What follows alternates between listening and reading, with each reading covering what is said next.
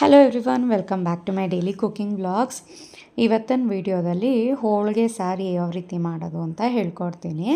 ಇದಕ್ಕಿಂತ ಮುಂಚೆ ನಾವು ಹೋಳಿಗೆ ಮಾಡಿದ್ದೆ, ಅಂದರೆ ನೆಕ್ಸ್ಟ್ ನಾಳೆ ವಿಡಿಯೋದಲ್ಲಿ ಹೋಳಿಗೆ ಹೇಗೆ ಮಾಡೋದು ಅನ್ನೋದನ್ನು ಹಾಕ್ತೀನಿ. ಅದಕ್ಕಿಂತ ಮುಂಚೆ ಹೋಳಿಗೆ ಸಾಂಬಾರು ಯಾವ ರೀತಿ ಮಾಡೋದು ಅಂತ ನೋಡ್ಕೊಬಿಡೋಣ. ಇಲ್ಲಿ ಒಂದು ಪ್ಯಾನಿಗೆ ಒಂದು ಸ್ವಲ್ಪ ಎಣ್ಣೆ ಹಾಕಿ ಈರುಳ್ಳಿ, ಕರಿಬೇವು, ಒಂದು ಸ್ಪೂನ್ ಗಸಗಸೆನ ಚೆನ್ನಾಗಿ ಹುರ್ಕೋತಾ ಇದ್ದೀನಿ. ಈರುಳ್ಳಿ ಸ್ವಲ್ಪ ಕಲರ್ ಚೇಂಜ್ ಆಗ್ತಾ ಇದ್ದ ಹಾಗೆಯೇ ಇದಕ್ಕೆ ಒಂದು 1/4 ಕಪ್ ಅಥವಾ ಅರ್ಧ ಕಪ್ ಆಗುವಷ್ಟು ಹಸಿ ತೆಂಗಿನಕಾಯಿ ತುರಿನ ಹಾಕಬೇಕು. ಹಾಗೆಯೇ ಒಂದು ಅರ್ಧ ಲೋಟ ನೀರನ್ನು ಹಾಕಿಬಿಟ್ಟು ಚೆನ್ನಾಗಿ ಅದು ಸಾಫ್ಟ್ ಆಗಲಿ ಅಂತ ಬಿಟ್ಟಿದ್ದೀನಿ. ಏಕೆಂದರೆ ನಾನು ಯಾವಾಗಲೂ ಫ್ರೀಝರ್ನಲ್ಲಿ ಇಡ್ತೀನಿ ಅಲ್ವಾ, ಹಸಿ ತೆಂಗಿನಕಾಯಿ ತುರಿದ್ಬಿಟ್ಟು ಸ್ವಲ್ಪ ಗಟ್ಟಿ ಗಟ್ಟಿ ಇರುತ್ತೆ, ಬೇಗ ಅದು ಸಾಫ್ಟ್ ಆಗಲಿ ಅಂತ ಅಂದ್ಬಿಟ್ಟು ನಾನು ಸ್ವಲ್ಪ ನೀರನ್ನು ಹಾಕ್ತೀನಿ. ಒಂದು 2 ನಿಮಿಷ ಅದು ಸಾಫ್ಟ್ ಆಗ್ತಿದ್ದ ಹಾಗೆ ಖಾರಕ್ಕೆ ತಕ್ಕಷ್ಟು ಸಾಂಬಾರು ಪುಡಿ ಹಾಕ್ತಾಯಿದ್ದೀನಿ. ನಾನಿಲ್ಲಿ ಒಂದು 3/4 ಟೇಬಲ್ ಸ್ಪೂನ್ ಆಗುವಷ್ಟು ನಮ್ಮ ಮನೆಯಲ್ಲೇ ಮಾಡೋವಂಥ ಸಾಂಬಾರು ಪುಡಿನ ಸೇರಿಸಿದ್ದೀನಿ. ತುಂಬಾ ಕಲರ್ಫುಲ್ಲಾಗಿ ಟೇಸ್ಟಿಯಾಗಿ ಬರುತ್ತೆ. ಸಾಂಬಾರು ಪೌಡರ್ ಟೇಸ್ಟ್ ನೋಡಿದವರೆಲ್ಲ ಸೂಪರಾಗಿದೆ ಅಂತ ಹೇಳ್ತಾ ಇದ್ದೀರಾ. ಸೊ ಖಂಡಿತ ತುಂಬ ಚೆನ್ನಾಗಿದೆ. ಎವ್ರಿ ವೀಕ್ ಫ್ರೆಶ್ ಸಾಂಬಾರು ಪುಡಿ ರೆಡಿ ಆಗ್ತಾ ಇದೆ ನಮ್ಮ ಮನೆಯಲ್ಲಿ. ಬೇಕು ಅಂದರೆ ನೀವು ಸಹ ಆರ್ಡರ್ ಮಾಡಿ ತರಿಸ್ಕೋಬೋದು. 7795846794ಗೆ ವಾಟ್ಸಪ್ ಮಾಡಿದ್ರೆ ನಾವು ನಮ್ಮ ಎಲ್ಲ ಪ್ರಾಡಕ್ಟ್ಸ್ನು ನಿಮ್ಮ ಮನೆಗೆ ತಲುಪಿಸ್ತೀವಿ. ಇವಿಷ್ಟನ್ನು ಚೆನ್ನಾಗಿ ಹುರ್ಕೊಂಡಿದ್ದಾದ ನಂತರ ಇದನ್ನು ಮಿಕ್ಸಿ ಜಾರಿಗೆ ತಣ್ಣಗಾದ ನಂತರ ಸೇರಿಸ್ಕೊಂಡಿದ್ದೀನಿ. ಇದಕ್ಕೆ 1 ಸ್ಪೂನ್ ಆಗುವಷ್ಟು ಹೋಳಿಗೆಗೆ ಮಾಡಿಟ್ಕೊಂಡಿದ್ದಂಥ ಹೂರಣ ಸೇರಿಸ್ತಾ ಇದ್ದೀನಿ.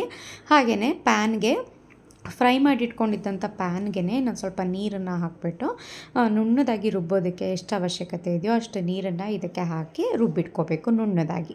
ಹಾಗೆಯೇ ಹೋಳಿಗೆ ಮಾಡೋದಕ್ಕೆ ನಾನು ಕಡಲೆಬೇಳೆನ ಜಸ್ಟ್ 1 ವಿಸಲ್ ಕೊಟ್ಟು ಬೇಯಿಸಿ ಇಟ್ಕೊಂಡಿದ್ದೆ. ಆ ಕಡಲೆಬೇಳೆನ ಬಸ್ತು ನೀರನ್ನು ಈ ಹೋಳಿಗೆ ಸಾರಿಗೆ ಯೂಸ್ ಮಾಡಬೇಕು. ಹಾಗಾಗಿ ಕಡಲೆಬೇಳೆ ಬೇಯಿಸ್ಕೊಂಡಿರೋದನ್ನು ನಾನು ಬಸ್ತು ಒಂದು ಪಾತ್ರೆಗೆ ತೆಗೆದಿಟ್ಕೋತಾ ಇದ್ದೀನಿ. ಕಡಲೆಬೇಳೆಲಾದ್ರೂ ಹೋಳಿಗೆ ಮಾಡ್ತಾರೆ ಕೆಲವರು, ಇಲ್ಲ ಬೇಳೆನ ಯೂಸ್ ಮಾಡಿ ಆದರೂ ಹೋಳಿಗೆ ಮಾಡ್ತೇನೆ. ನಾನು ಸಾಮಾನ್ಯ ಕಡಲೆಬೇಳೆನಲ್ಲೇ ಹೋಳಿಗೆ ಮಾಡೋದು, ತುಂಬಾ ಚೆನ್ನಾಗಿದೆ. ಸೊ ನೋಡಿ, ಇಲ್ಲಿ ಬೇಳೆ ಬಸ್ತಿರೋ ಅಂಥದ್ದನ್ನು ನೀರಿಗೆ ಇವಾಗ ರುಬ್ಬಿಟ್ಕೊಂಡಿದ್ದಲ್ಲ ಮಸಾಲೆ, ಅದನ್ನು ಸೇರಿಸ್ತಾ ಇದ್ದೀನಿ. ಎಕ್ಸ್ಟ್ರಾ ಇನ್ನೊಂದು ಸ್ವಲ್ಪ ನೀರನ್ನು ಹಾಕಿ ಕುದಿಲಿಕ್ಕೆ ಇಡಬೇಕು. ಕನ್ಸಿಸ್ಟೆನ್ಸಿ ನೋಡ್ಕೊಳ್ಳಿ. ಹೋಳಿಗೆ ಸಾರು ಯಾವತ್ತೂ ಸ್ವಲ್ಪ ತಿಳಿಯಾಗಿರಬೇಕು, ತುಂಬ ಗಟ್ಟಿ ಇದ್ದರೆ ಚೆನ್ನಾಗಾಗಲ್ಲ. ಏಕೆಂದರೆ ಇದು 2-3 ದಿನ ಇಟ್ಟು ತಿಂದ್ರೂ ಸಖತ್ತಾಗಿರುತ್ತೆ ಟೇಸ್ಟು. ನೀವು ಫಸ್ಟೇ ಗಟ್ಟಿ ಮಾಡ್ಕೊಬಿಟ್ರೆ 2-3 ದಿನ ಆದಮೇಲೆ ತುಂಬ ಗೊಜ್ಜು ಥರ ಆಗಿಬಿಡುತ್ತೆ. ಹಾಗಾಗಿ ಫಸ್ಟೇ ತೆಳು ಮಾಡಿಕೊಂಡ್ರೆ 2ನೇ ದಿನಕ್ಕೆ 3ನೇ ದಿನಕ್ಕೆ ತುಂಬಾ ಚೆನ್ನಾಗಿರುತ್ತೆ. ಇವಾಗ ಈ ಹೋಳಿಗೆ ಸಾರಿಗೆ 1 ಕಪ್ ಆಗುವಷ್ಟು ಹುಣಸೆ ರಸ, ರುಚಿಗೆ ತಕ್ಕಷ್ಟು ಉಪ್ಪನ್ನು ಹಾಕಿ ನೀಟಾಗಿ ಮಿಕ್ಸ್ ಮಾಡಿ ಚೆನ್ನಾಗಿ ಕುದಿಲಿಕ್ಕೆ ಬಿಡಬೇಕು. ಅದು ಕುದಿಯೋ ಅಷ್ಟರಲ್ಲಿ ಈ ಕಡೆ ಇದಕ್ಕೆ ಒಂದು ಒಗ್ಗರಣೆ ಮಾಡ್ಕೊತಾ ಇದ್ದೀನಿ. ಒಗ್ಗರಣೆಗೆ ಎಣ್ಣೆ ಬಿಸಿ ಆಗ್ತಾ ಇದ್ದ ಹಾಗೆಯೇ ಸಾಸಿವೆ, ಜೀರಿಗೆ, ಕರಿಬೇವು, ಒಣಮೆಣಸಿನ್ಕಾಯಿ, ಈರುಳ್ಳಿ ಸಣ್ಣದಾಗಿ ಕಟ್ ಮಾಡಿಟ್ಟಿರೋವಂಥದ್ದು ಒಂದು ಅರ್ಧ ಈರುಳ್ಳಿ ಹಾಕಿದ್ರೆ ಸಾಕು, ಜಾಸ್ತಿ ಈರುಳ್ಳಿ ಹಾಕಬೇಕು ಅಂತೇನಿಲ್ಲ. ಇವಿಷ್ಟನ್ನು ಚೆನ್ನಾಗಿ ಫ್ರೈ ಮಾಡ್ಕೊಂಡಿದ್ದಾದ ನಂತರ ಹೋಳಿಗೆ ಸಾರಿಗೆ ಈ ಒಗ್ಗರಣೆನ ಹಾಕೋದು. ಜೊತೆಗೆ ಕೊತ್ತಂಬರಿ ಸೊಪ್ಪನ್ನು ಸಹ ಸಾರಿಗೆ ಹಾಕಿದ್ದೀನಿ. ಬೆಳ್ಳುಳ್ಳಿ ಬೇಕಾದರೂ ನೀವು ಹಾಕ್ಕೋಬೋದು. ನಾನಿಲ್ಲಿ ಬೆಳ್ಳುಳ್ಳಿನ ಸ್ಕಿಪ್ ಮಾಡಿದ್ದೀನಿ. ಸಾಮಾನ್ಯ ಹಬ್ಬ ಅಂತ ಅಂದರೆ ಜಾಸ್ತಿ ಬೆಳ್ಳುಳ್ಳಿ ಯೂಸ್ ಮಾಡಲ್ಲ ಅಲ್ವಾ ಯಾರೂ, ಹಾಗಾಗಿ ಅಷ್ಟೇ. ಇಲ್ಲಾಂದರೆ ಬೆಳ್ಳುಳ್ಳಿ ಹಾಕಿದ್ರೆ ಒಳ್ಳೆ ಟೇಸ್ಟ್ ಬರುತ್ತೆ. ಚೆನ್ನಾಗಿ ಹೋಳಿಗೆ ಸಾರು ಸಹ ಕುದ್ದಿದೆ, ರೆಡಿಯಾಗಿದೆ. ನೋಡಿ ಎಷ್ಟು ಚೆನ್ನಾಗಿದೆ ಅಂದರೆ ಇಡೀ ಮನೆಯೆಲ್ಲ ಘಮ ಘಮ ಘಮ ಅಂತ ಇರುತ್ತೆ. ಅಷ್ಟು ಸಖತ್ತಾಗಿರುತ್ತೆ. ಹೋಳಿಗೆ ಸಾರು ಮಾಡಿಬಿಟ್ರಂತೂ ಒಂದು ತನ ಜಾಸ್ತಿನೇ ತಿಂತೀವಿ. ಅದರಲ್ಲೂ ಮನೆಯಲ್ಲೇ ಮಾಡಿರೋವಂಥ ಬೆಣ್ಣೆ ಕಾಯಿಸಿರೋವಂಥ ತುಪ್ಪ ಹಾಕ್ಕೊಂಡು ಈ ಹೋಳಿಗೆ ಸಾರು ಹಾಕ್ಕೊಂಡು ಬಿಸಿ ಬಿಸಿ ಅನ್ನದ ಜೊತೆ ಬಿಸಿ ಬಿಸಿ ಸಾಂಬಾರು ಹಾಕೋತಿದ್ರಂತೂ ಸಖತ್ತಾಗಿರುತ್ತೆ. ನಮ್ಮನೆ ರಾತ್ರಿ ಊಟಕ್ಕೆ ಇದನ್ನು ಮಾಡಿದ್ದಿದ್ದು ಭಾನುವಾರ ರಾತ್ರಿಗೆ. ಏಕೆಂದರೆ ಸೋಮವಾರ ಬೆಳಗ್ಗೆ ನಾವು ಮನೆ ದೇವ್ರಿಗೆ ಹೋಗಬೇಕಾಗಿತ್ತು. ಮನೆ ದೇವ್ರಿಗೆ ಹೋಗಬೇಕಾದ್ರೆ ಪೂಜೆಗೆ ಸ್ವಲ್ಪ ಒಬ್ಬಟ್ಟು ಎಲ್ಲ ಮಾಡಿಕೊಂಡು ಹೋಗಬೇಕಾಗಿತ್ತು. ಹಾಗಾಗಿ ನಾವು ಒಬ್ಬಟ್ಟನ್ನು ಮನೆಯಲ್ಲೇ ಬೇಯಿಸ್ಕೊಂಡಿದ್ವಿ.